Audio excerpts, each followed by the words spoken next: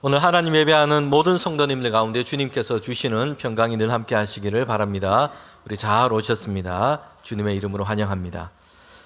네, 원래는 2025년이고요. 을사년입니다. 우리 동양에서 해를 세는 것을 보면 60년마다 한 번씩 돌아옵니다.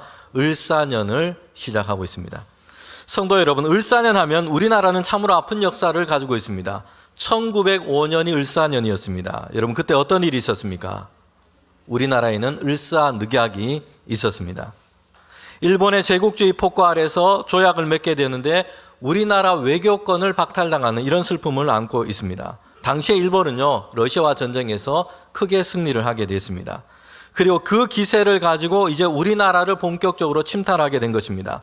군대를 동원하고 불량배들을 동원해서 겁박하기도 했고요. 친일파 강요들을 회유하고 매수를 했습니다. 그렇게 해서 강제적으로 조약을 맺게 됐는데 이것이 바로 을사늑약, 을사조약이었습니다. 이때부터 대한제국은 독립된 국가로서의 지위를 상실하게 되어 갑니다. 몇 년 후에는 나라를 잃고 결국에는 일본 제국주의 아래서 그렇게 들어가는 치욕과 슬픔을 안게 된 것입니다. 이처럼 1905년 을사년은요, 그래서 비통하고 아주 슬픈 역사를 안고 있습니다. 이때부터 사람들은 을사년스럽다, 을사년스럽다 이런 말을 그렇게 사용하게 됩니다. 슬픔과 허탈함, 또 울분과 비통을 담고 있는 그런 말이었습니다. 세월이 지나면서 사람들의 입에서 입으로는요 말해지게 되는데 이게 조금 바뀌게 됩니다. 을사년스럽다가 이제는 을씨년스럽다로 그렇게 바뀌게 된 겁니다. 오늘에도 우리가 쓰는 말입니다. 쓸쓸하고 스산하고 흉흉하고 처량하고 뭐 이런 모습, 이런 분위기를 을씨년스럽다라고 얘기를 합니다. 원래는 1905년 을사년이 지나고 이제는 120년이 지나갔습니다. 2025년 을사년입니다. 우리의 상황으로 보면 여러분 올해 시작은요 사실은 을씨년스럽습니다. 새해가 시작됐지만 그래서 주일 예배 때 우리가 함께 하나님의 말씀을 나누는 이 본문들도 위기와 어려움에 대한 성경의 이야기를 전하고 나누고 있습니다. 성도 여러분, 그러나 하나님의 말씀은 거기에서 그냥 끝나는 것이 아니었습니다. 그런 가운데서도 하나님은 새 일을 여시고 새 일을 행하셨다는 것이요. 저는 우리 성도들과 하나님의 말씀 안에서 함께 이것을 보기를 원합니다. 비록 오늘 우리의 상황은요, 을씨년스럽습니다. 정치적으로 혼란 가운데 있고요. 경제적으로는 침체의 위기 가운데 있습니다. 또한 항공기 사고로 많은 생명을 그렇게 잃은 큰 슬픔이 우리에게 있기도 했습니다.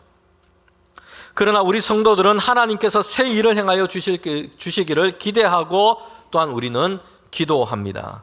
이사야 43장 19절 말씀에 이렇게 말씀합니다. 보라, 내가 새 일을 행하리니 이제 나타낼 것이라. 너희가 그것을 알지 못하느냐? 반드시 내가 광야의 길을 사막의 강을 내리라. 아멘. 여러분, 우리는 이 말씀을 믿고 의지하며 우리 교회와 성도들은요, 정치 논쟁하기보다는 신앙으로 깨어 있어서 기도하기를 힘쓰는 저와 여러분 되면 좋겠습니다. 어그러지고 잘못된 모습들이 다 끊어지게 하시고 이제는 회개하고 자복함으로 우리가 더 건강한 모습으로 우리 가정과 우리 교회와 우리 나라가 더욱더 아름다운 모습으로 세워져 가도록 하나님께서 인도해 주실 것을 믿습니다. 정채봉 시인이 쓴 짧은 글이 있는데요. 광야로 보낸 자식 콩나무가 되었고 온실로 보낸 자식 콩나물이 되었네 라는 글입니다. 여러분, 나무가 되기를 원하십니까? 나물이 되기를 원하십니까? 여러분의 자녀가 나무가 되기를 원합니까? 나물이 되기를 원합니까? 온실이 아니라 광야 같은 시간을 보내면서요, 하나님은 우리를 연단하시고 오히려 하나님은 나무가 되도록 하시는 은총을 우리에게 베풀어 주실 것입니다. 여러분, 오늘 우리는 구약 성경에서 에스더 말씀을 함께 읽었습니다. 이스라엘 민족의 이야기를 우리가 읽을 때 보면요, 특별히 우리나라 성도들은 성경의 이야기를 훨씬 더 잘 이해하고 가깝게 느껴집니다. 왜냐하면 우리나라 역사와 이스라엘의 역사가 비슷한 점이 많기 때문에 그렇습니다. 가까운 지점들이 많습니다. 이스라엘 민족처럼 우리도 약소했고 다른 민족의 침략을 많이 받기도 했습니다. 다른 나라의 지배 아래 놓이는 이런 슬픔이 있기도 했습니다. 구약에 나오는 이스라엘 민족의 역사를 읽으면 그래서 우리나라와 역사와 비슷해서 공감이 되고 이해가 더 잘 되기도 합니다. 오늘 읽은 에스더라고 하는 이 성경책은 구약 안에 그렇게 있습니다. 배경을 보면 유다와 예루살렘은 그렇게 패망을 당했고요.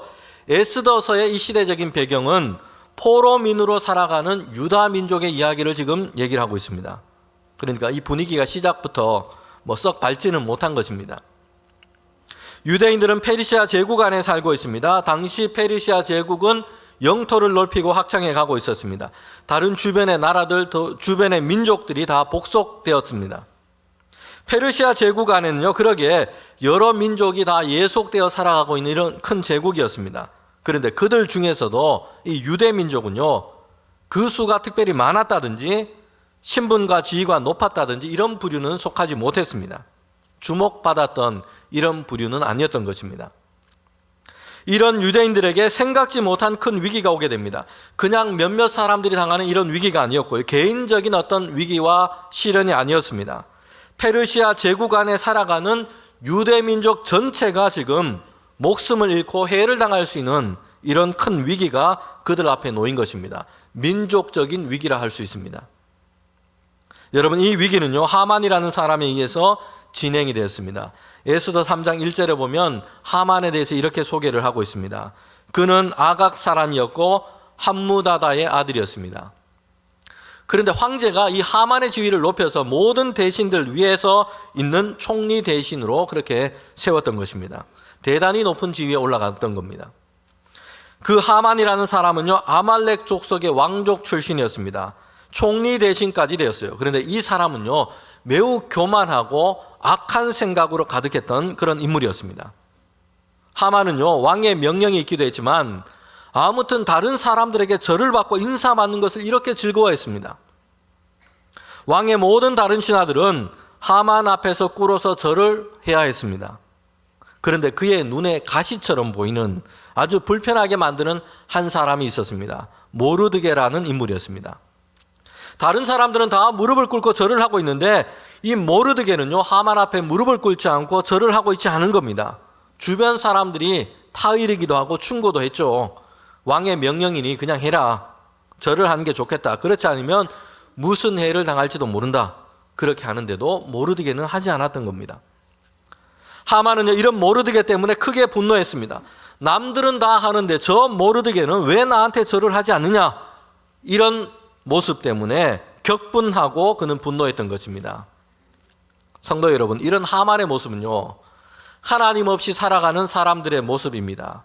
조금이라도 높은 자리에 오르면 교만해지고 자기 과시에 사로잡히게 됩니다. 남들 위해 군림하게 되고요, 절을 받고 대접받는 것을 너무 좋아합니다. 그렇게 되지 않으면 분노하고 화를 막 내는 것입니다. 하나님 없이 살아가는 사람의 죄악된 본성의 모습 중에 하나인 것입니다. 성경에 나오는 역사도 그렇지만 사람들의 역사를 보면 다 그렇습니다. 큰 나라를 이루고 왕국을 건설한 왕 중에는요, 하나님을 경외하지 않은 이들은 어김없이 이런 일을 행했습니다. 자신의 형상을 신상처럼 만들어 놓았어요. 사람들이 떠받들도록 그렇게 했다는 것이요. 스스로 하나님인 것처럼 그렇게 행세했습니다. 여러분, 그런데 이렇게 해서 그 교만이 결국에는 패망의 길로 그렇게 인도하고 말았습니다. 잠언에 보면 이렇게 말씀하고 있습니다. 잠언 16장 18절 말씀이에요. 우리 모든 사람들에게 믿음의 지혜를 주는 이 잠언에서 교만에 대해서 이렇게 경고하고 있습니다. 교만은 패망의 선봉이고 거만한 마음은 넘어짐의 앞잡이니라. 교만에 대해서 이렇게 경고하고 있습니다. 멸망과 패망의 선봉이 된다고 얘기하고 있습니다. 기독교의 오랜 역사 보면 성도들이 죄를 멀리하고 경계하도록 가르쳤는데요, 그 중에서 보면 7가지 아주 중요한 악덕에 대해서 얘기를 했습니다. 7가지 대죄, 7종죄에 대해서 그렇게 가르치고 교훈했습니다. 성도들이 이 죽음에 이르는 이 죄를 멀리하라라는 교훈인 것입니다. 7가지 이 죄악에 보면 큰 죄악에 대해서 이렇게 얘기합니다. 교만, 인색, 질투, 분노, 색욕, 탐욕, 나태, 이렇게 7가지입니다. 성도 여러분, 그런데 가장 맨 앞에 첫 번째로 얘기한 게 뭡니까? 교만이라는 것이요. 교만이 이처럼 위험하다는 것이죠. 자, 그런데 왜 모르드게는요, 하만 앞에 왜 이렇게 무릎을 꿇지 않고 절을 하지 않은 겁니까? 에스더 3장 4절에 보면 그 이유에 대해서 이렇게 밝히고 있습니다. 자신은 유대인이기 때문이네 라고 얘기를 하고 있어요. 모르드게는 자기의 정체성을 분명히 하고 있습니다. 페르시아 땅에서 포로민의 후손으로 살고 있어요. 그 땅에서 관직을 얻어서 살고 있습니다. 그럼에도 모르드게는 자신을 향해서 누구라고 얘기를 하고 있습니까? 변하지 않는 사실, 중요하고 명심하고 있는 자기의 정체성에 대해서 이렇게 얘기를 합니다. 나는 유대인이다 라는 것이요. 이것은 모르드게 자신의 혈통만을 밝히고 있는 것이 아닙니다. 나는 유대인이다 라는 이 말은요, 나는 하나님을 경외하고 나는 하나님을 섬기는 사람입니다 라는 믿음의 정체성이었던 것입니다. 모르드게는요, 이런 자기의 정체성을 가지고 살아가고 있습니다. 그가 살아가는 이 페르시아 땅에는요, 사람들은 다른 신들을 섬기고 있습니다. 많은 사람들은 황제처럼 권세를 가진 사람, 높은 지위를 가진 사람, 그런 사람들을 신인 것처럼 떠받들고 그렇게 살아가고 있습니다. 높이 올라간 사람들은요, 교만하여 자신을 높이고 숭배하면서 살아가고 있습니다. 그런 사람들 사이에서 모르드게는요, 어떻게 하고 있습니까? 나는 유대인입니다. 나는 하나님을 섬기는 사람입니다. 자기의 믿음의 정체성, 하나님과의 관계 안에 있는 이 신앙의 정체성을 분명하게 하고 살고 있다는 것입니다. 사실 이렇게 하는 것은요, 그 시대 사회 속에서, 문화 속에서는요, 세상살이에 별로 도움이 안 될 것입니다. 방해가 되고 큰 해가 될 수 있습니다. 그런데 모르드게는요, 결코 이 자기의 신앙의 정체성을 포기하거나 내려놓지 않고 분명하게 하고 있다는 것입니다. 독일 나치 시대에 있었던 사진 한 장이 있습니다. 당시에는 2차 세계대전이 본격적으로 진행되기 전이었습니다. 군비를 확장하고 있을 때였습니다. 함부르크 항에서 이제 잠수함을 만들고 진수식을 거행할 때였습니다. 모인 사람들은요, 히틀러를 향해서 다 경례를 하고 있습니다. 당시 독일인들은요, 히틀러를 독일 민족을 구할 구원자라고 생각했어요. 그래서 그렇게 경례를 하고 있습니다. 여러분, 그런데 그들 중에 한 사람이 보입니다. 제가 동그라미로 이렇게 표시를 해놨는데 경례를 하지 않고 거절하고 있어요. 팔짱을 끼고 있습니다. 이전에는 이 사람을 란트메스라는 사람으로 그렇게 알려져 왔습니다. 유대인 여인을 사랑했는데 반유대 정책을 하는 히틀러에 대한 반감을 가진 인물이다, 이렇게 생각했습니다. 그런데 주변 사람들의 증언에 따르면 이 사람은 구스타프 베거트라는 사람인데 신실한 그리스도인이었다, 이렇게 알려지고 있습니다. 수많은 군중들 속에서 그들 모두가 히틀러를 대한 이 숭배와 경례를 하고 있는데, 여러분, 이 사람은 분명하게 하나님을 섬기는 그의 믿음을 그렇게 고백하고 있는 것입니다. 모르드게는 바벨론 땅에 살았던 다니엘을 생각나게 합니다. 동일한 모습을 지금 보여주고 있는 것입니다. 이방 땅에 살고 있어요. 왕들과 권세자들은 교만과 자기 숭배의 바벨탑을 쌓고 있습니다. 그런 시대 가운데서도 여러분, 모르드게와 다니엘은, 이와 같은 사람들은 하나님을 경외하는 그의 신앙의 정체성을 가지고 살아가게 된 것입니다. 그런 사람들은요, 그렇게 하다가 잠시 어려움도 당하기도 했고요, 모함과 환난을 당하는 때도 있었습니다. 그러나 결국에는 하나님께서는 모든 대적들의 손에서 그들을 건져주셨고 오히려 그들을 영화롭게 하셨습니다. 그들을 높여주셨던 것을 우리가 보게 됩니다. 오늘 우리 교회와 성도들은요, 세상 가운데서 이 믿음의 정체성을 가지고 살아가는 우리 모두가 되기를 원합니다. 하만은요, 다른 사람들은 다 자신에게 절을 하는데 유독 머리를 굽히지 않은 저 모르드게 때문에 화가 났습니다.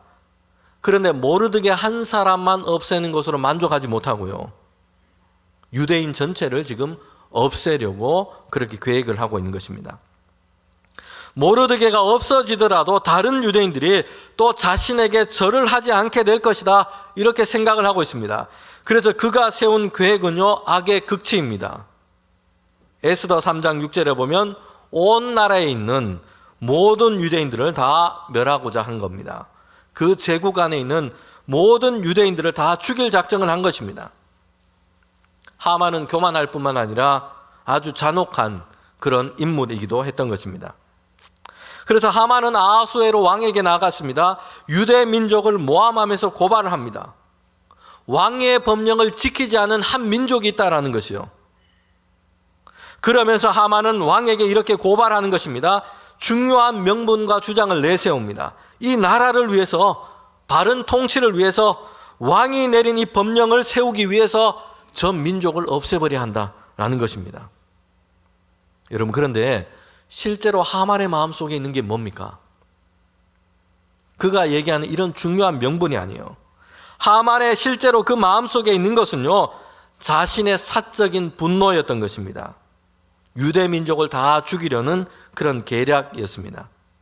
사적인 감정과 분노를 가지고 지금 이 악한 일을 계획하고 있습니다. 앞에 내세우는 명분은 대단히 그렇듯합니다. 그런데 그 속내는요, 자기의 야망과 자기의 분노를 해결하기 위한 그런 것이었습니다. 우리는 오늘 이 대목에서 우리나라의 정치 현실을 보는 것 같아서 사실 저는 마음이 씁쓸하기도 합니다. 하만은요, 왕에게 큰 재물까지 바칩니다. 은 1만 달란트를 바치고 왕의 인장 반지를 받아냅니다. 이렇게 왕의 이름으로 해서 나라 전역에 조서를 그렇게 내릴 수 있도록 한 것입니다. 그리고 그 조서에 기록된 내용은요, 에스더 3장 13절에 보면 각 지방의 문자와 각 민족의 언어로 다 썼습니다. 왕의 인장까지 찍어서 보내게 됩니다. 그 내용이 뭐냐면 아달월 13일에 하루 동안에 모든 유대인들, 젊은이들, 늙은이들, 어린아이들, 여자 막론하고 유대인들을 다 죽이고 도륙하고 진멸하도록, 그들의 재산을 다 탈취하도록 하는 명령이었습니다. 유대인들에 대한 대대적인 학살과 핍박을 명령한 것입니다. 여러분, 이것이 유대인들에게는 얼마나 큰 재난과 위기가 되겠습니까? 페르시아 전역에 있는 모든 사람들에게 왕의 이름으로 대신들과 고관들과 모든 백성들에게 이 명령이 내려졌습니다. 유대인들에게는 엄청난 재난과 재앙의 날이 될 것입니다. 어제까지 함께 이웃으로 살았던 사람들이요, 그날이 되면 칼을 들고 그들을 위협하고 죽이고 재산을 약탈하게 그렇게 될 것입니다. 더 충격적인 것은 이게 불법이 아니라 왕이 정하고 명령한 합법적인 일이라는 것이에요. 여러분, 그날의 유대인들은요, 비참한 죽음과 비통함과 괴로움에 그에게 놓이고 말 것입니다. 이런 위기를 앞두고 어떻게 할 것인가? 모르드게와 유대 백성들은 이 소식을 듣고 그들이 먼저 뭘 하고 있는지를 우리가 보게 됩니다. 자, 먼저 우리 화면을 보고 밑에 1번 따라하면 좋겠습니다. 금식하며 기도해야 한다라는 것이요. 여러분, 유대인들이 모르드게 한 첫 번째는요, 금식하면서 기도했다는 것이요. 에스더 4장 1절부터 3절에 보면 여기에 대해서 얘기를 하고 있습니다. 모르드게도 그러했고 유대 사람들도 다 그러했습니다. 그들은 금식하며 부르짖었습니다. 금식하며 기도했습니다. 자신과 유다 민족을 향한 큰 위기 앞에 놓여 있습니다. 정한 날이 되면요, 이제 유대 민족 사람들은 다들 큰 해를 당하게 될 것입니다. 재산과 집이 탈취를 당하고 큰 핍박을 당하게 됩니다. 죽음으로 내몰리게 됩니다. 이런 위기 상황 앞에서 그들이 한 첫 번째는요, 금식하며 기도했다는 것이죠. 하나님께 부르짖으며 나아갔다는 것입니다. 여러분, 오늘 우리는 이렇게 생각할 수 있습니다. 하나님 믿는 사람들이 기도하는 것, 이게 당연한 게 아니냐. 여러분, 우리도 다 기도합니다. 그런데 모르드게가 한 그 기도, 이스라엘 백성과 에스더가 한 그 기도가 어떠했는지를 우리는 봐야 합니다. 그들은 먼저 우선적으로 최선을 다해서 금식까지 하면서 하나님께 부르짖고 있는 것입니다. 많은 신자들에게 다 기도는 있습니다. 우리에게도 기도는 당연히 있습니다. 기도 안 하고 지내는 성도들은 없을 겁니다. 여러분, 그런데 그 기도는요, 많은 신자들에게 보조수단이 되어 있는 경우들이 많습니다. 할 것 다 해놓고 혹시 모르니까 기도도 하는 이런 기도가 되어버려 있기도 합니다. 많은 신자들에게 기도는 양념이나 조미료처럼 되어 있기도 합니다. 살짝 곁들이는 것, 살짝 맛을 내는 정도로 취급되어 버리기도 합니다. 모르드게는요, 전적으로 가장 긴급하게, 가장 중요하게 하나님께 기도하며 나아가고 있다는 것입니다. 모르드게만 그렇게 한 것이 아니고 이스라엘 백성과 에스더까지 그렇게 하도록 요청하고 있습니다. 여러분, 에스더는 유다인이면서도 페르시아의 왕후가 되어 있었습니다. 유대인들이 당면한 이 문제를 앞에서 열어가기 위해서 그는 전적으로 중요한 일을 했던 인물이었습니다. 그런데 그 역시 마찬가지였습니다. 전적으로 먼저 긴급하게 간절함과 갈급함을 가지고 기도하며 하나님께 나아갔다는 것입니다. 금식하며 부르짖었습니다. 하나님께 기도의 배수진을 치고 하나님의 도움과 은혜를 구하고 있습니다. 이것이 그들 가운데 새 일을 행하시는 하나님의 역사를 경험하는 시작점이었다는 것입니다. 모르드게는요, 금식하며 부르짖으며 기도했습니다.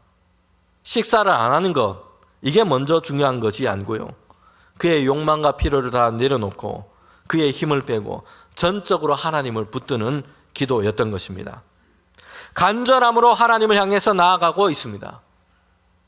이사야 58장에 보면 하나님이 기뻐하시는 금식에 대해서 얘기를 하고 있습니다. 58장 6절부터 9절 그 이후에 보면 하나님이 기뻐하시는 금식이 어떠한지를 얘기하고 있어요. 하나님이 기뻐하는 금식은 흉악의 결박을 풀어주고 멍에의 줄을 끌어주고 압제당하는 자를 자유케 하고 모든 멍에를 꺾는 하나님의 역사라고 얘기를 하고 있어요.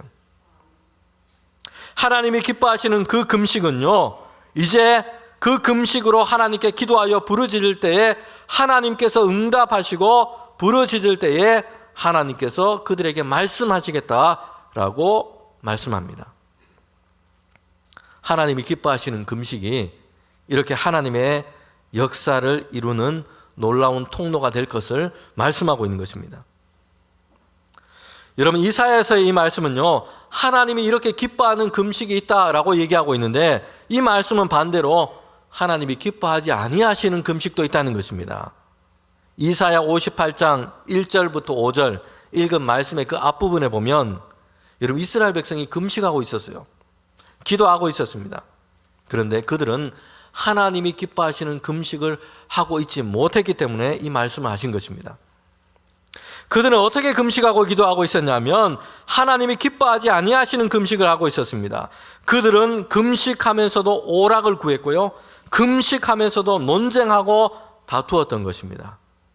그래서 하나님께서 이스라엘 백성에게 하나님이 기뻐하시는 금식을 하라라고 말씀한 겁니다. 금식 기도는 기도자 자신을 다른 사람들에게 내세우거나 다른 사람들에게 자기의 경건을 보여주는 수단이 되어서는 안 됩니다. 예수님은 그래서 금식 기도할 때 금식은 이렇게 하라라고 말씀을 했습니다. 마태복음 6장 17절부터 18절에 보면 하나님이 기뻐하시는 금식이 무엇인지를 얘기를 하고 있습니다. 너는 금식할 때에 머리에 기름을 바르고 얼굴을 씻으다. 이는 금식하는 자로 사람들에게 보이지 않고 오직 은밀한 중에 계신 내 아버지께 보이게 하려 함이라. 은밀한 중에 보시는 내 하나님께서 갚으시리라. 아멘. 예수님께서 기도에 대해서 말씀하시는데요, 그 중에서 중요하게 말씀하시는 것이 외식하는 기도에 대해서 청명하신 것입니다. 그런 기도는요, 하나님께 기도하는 것이 아니기 때문입니다. 사람들에게 기도하는 것처럼 보이는 행위일 뿐이기 때문입니다. 금식하며 기도할 때도 마찬가지입니다. 사람들에게 보이게 하는 금식이 아니라 기도를 들으시는 하나님께 기도하라는 것이요, 그리고 하나님께 금식하며 기도하여 나아갈 것을 말씀하고 있습니다. 성도 여러분, 하나님이 기뻐하시는 금식과 기도는요, 하나님께서 응답하신다 말씀하셨습니다. 여러분, 어렵고 답답하고 아니면 개인적인 인생의 문제가 있습니까? 우리의 나라와 세상의 현실을 보면서 큰 위기 가운데 있다는 우리는 다 공감할 겁니다. 그럴 때면 그때 성도가 잊지 말아야 할 것이 있습니다. 우리는 하나님께 나아가야 한다는 것입니다.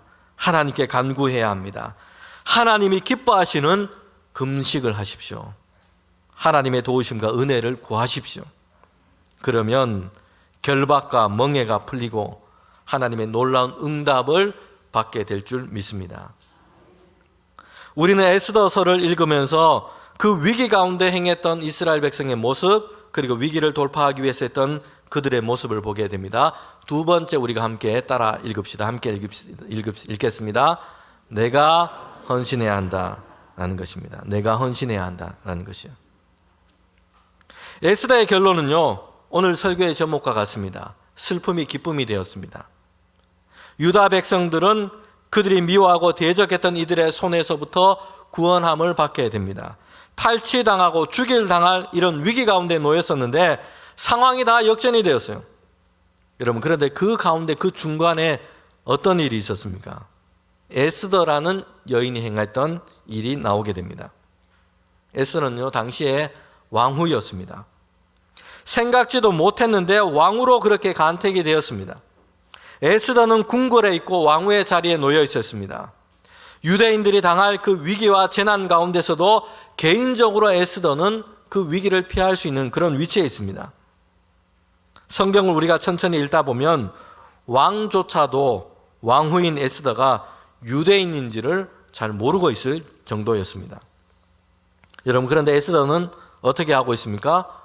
외삼촌 모르드게가 요청한 그 요청을 듣고 그는 기도했습니다.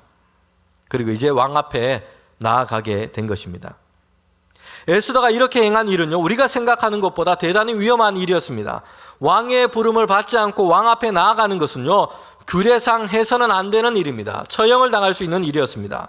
당시에는 왕위와 권력에 대한 암투가 많았습니다. 부름 없이 왕 앞에 나아가는 것은요, 왕을 시해하는 음모로 그렇게 이해될 수 있습니다. 그래서 부름 없이 왕 앞에 나가는 것은 그렇게 행하지 않는 일이었던 것입니다. 왕후라도 마찬가지였습니다. 더군다나 에스더는 왕에게 가까이 나아가도록 부름받은 지가 한 달이나 벌써 더 되었습니다. 이런 위험을 알면서도 에스더는 왕에게 나아가기로 했던 것입니다. 에스더 4장 16절에 보면 에스더는요, 금식을 한 후에 자기의 민족을 위하여 왕 앞에 나아갔습니다. 에스더 4장 16절 말씀에 보면 죽으면 죽으리라 하는 이 결연한 결단을 가지고 왕께 나아갔던 것입니다. 여러분, 유다 민족이 그들 앞에 놓인 위기와 문제가 해결되고 자유와 기쁨을 얻게 된 것은요, 이 에스더가 결정적인 역할을 하게 됩니다. 새 일을 행하시는 하나님의 그 역사가 에스더를 통하여 이스라엘 민족 가운데 그렇게 열리게 된 것입니다. 왕에게 나아가서 잔치를 준비하도록 허락을 받았고요, 그 자리에서 하만의 이 악한 계략을 다 드러내게 됩니다. 에스더라는 이 여인이 그의 민족을 위해서 결단하고 헌신했기 때문입니다. 에스더의 이 헌신을 통해서 하나님은 유다 백성을 하만의 악한 계획에서부터 건져내는 일을 행하셨던 것입니다. 여러분, 유다 민족, 유다 사람이라면요, 모두 다 할 것 없이 이 악한 계획이 실패하기를 원했을 겁니다. 그들이 해를 당하지 않고 안전하게 건져내지기를 다 원하고 있습니다. 모든 사람들이 다 그럴 겁니다. 그런데요, 이를 위해서 내가 헌신하겠다, 죽으면 죽으리라 자신을 드리는 사람은 여러분 별로 되지 않습니다. 다른 누군가가 해주고 다른 누군가가 나서주고 다른 누군가가 희생해 주기만을 기다리는 것입니다. 사람들은요, 너의 헌신을 원하고 기대합니다. 그러면서 나의 헌신에 대해서는 크게 생각을 하지 않기도 합니다. 사회에서도 그렇고 회사에서도 그렇고요, 사람들이 함께 모이는 교회에서도 그럴 때가 있습니다. 힘쓰고 수고하고 이런 헌신이 다 필요합니다. 그런데 다들 너의 헌신을 그냥 기대하기 쉽습니다. 나의 헌신에 대해서는 인색한 것이죠. 그러면 그런 모임은요, 그런 사회는요, 그런 교회는 아름답고 건강하게 세워지지를 잘 못합니다. 나의 헌신, 내가 헌신해야 합니다. 여러분, 에스더는 왕후였습니다. 유다인들이 당할 그 재난을 그는 개인적으로는 피할 수 있었을 것입니다. 그런데 모르드게의 이 말을 진지하게 받아들였습니다. 너가 이렇게 왕후가 된 것은 이때를 위함인 줄 누가 알겠느냐? 하나님께서 민족과 백성을 구하기 위해서 왕후가 되도록 하신 것 아니겠느냐? 그래서 에스더는 내가 헌신하기로 한 것입니다. 오늘 우리가 주님의 성도로서 다른 사람들은 어떠하든지 교회 안에서 우리가 살아가는 삶의 현장에서 나의 헌신을 먼저 이야기할 수 있는 저와 여러분 되기를 원합니다. 에스더가 말씀하는 이 이야기의 그 마지막 그 유다 백성들은 어떻게 되었습니까? 그들의 재난이 슬픔이 기쁨이 되도록 하나님께서 새 일을 행하셨습니다. 유다 사람들을 다 죽이려고 했던 이 하만이라는 사람은요, 최후를 맞게 됩니다. 에스더가 왕에게 나아가는 것을 허락받고 잔치를 배설하게 되고요. 그 자리에서 에스더는 자신이 유대인임을 밝힙니다. 유대인들에 대한 하만의 이 악한 계획을 다 그렇게 드러냅니다. 그리고 그날에 하만은 죽임을 당하게 됩니다. 자신에게 절을 하지 않는 이 모르드게를 매달려고 했던 그 높은 그 나무를 세워놨는데 그 나무에 하만 자신이 매달리게 된 것입니다. 그리고 이제는 왕이 모르드게를 높이게 됩니다. 왕의 신임을 받게 됩니다. 왕의 인장 반지를 받아서 하만이 이전에 내렸던 유다인들에 대한 이 죽음의 조서를 바꾸게 됩니다. 반대로 바꾸었습니다. 오히려 유대인들을 죽이려고 하고 약탈하려 했던 이들이 진멸을 당하고 멸망을 당하게 된 것입니다. 성도 여러분, 우리가 에스더를 읽다가 보면요, 알게 되는 것 한 가지가 있는데 하나님이라는 이름이 거의 나오고 있지 않습니다. 제가 한 주간 쭉 읽으면서 찾지를 못했어요. 우리 다음 주간 읽으시면서 하나님의 이름을 찾으시면 저에게 말씀해 주시면 좋겠습니다. 에스더에서는요, 하나님의 이름이 나오고 있지 않아요. 그런데 에스더서는요, 다른 성경책 못지않게 하나님의 일하심과 그 역사가 어떠한지를 우리에게 잘 보여주고 있습니다. 하나님은 그의 백성 앞에 놓여있는 위기와 위태로운 상황을 다 바꾸시고 변화시켜 놓으셨어요. 그들의 위험과 대적들의 손에서 벗어나게 하셨습니다. 평안함을 얻고 슬픔이 변하여 기쁨이 되게 하셨고 애통이 변하여 좋은 날 되게 하셨습니다. 오늘 우리는 을사년을 시작했습니다. 이제 한 달이 지나가고 있습니다. 여러분, 을사년스럽다는 이 말이 새 일을 행하시는 그 하나님으로 인하여 우리에게 새롭게 이해되는 한 해가 되기를 원합니다. 슬픔이 아니라 기쁨으로 바꾸시고 애통이 변하여 좋은 날 되게 하시는 놀라운 변화를 이뤄가시고 놀라운 새 일을 행하시는 하나님의 은혜가 우리나라와 우리 가정과 우리 교회 가운데 가득한 한 해 되시도록 하나님께서 우리에게 은혜 베풀어 주시기를 원합니다. 함께 기도드리겠습니다.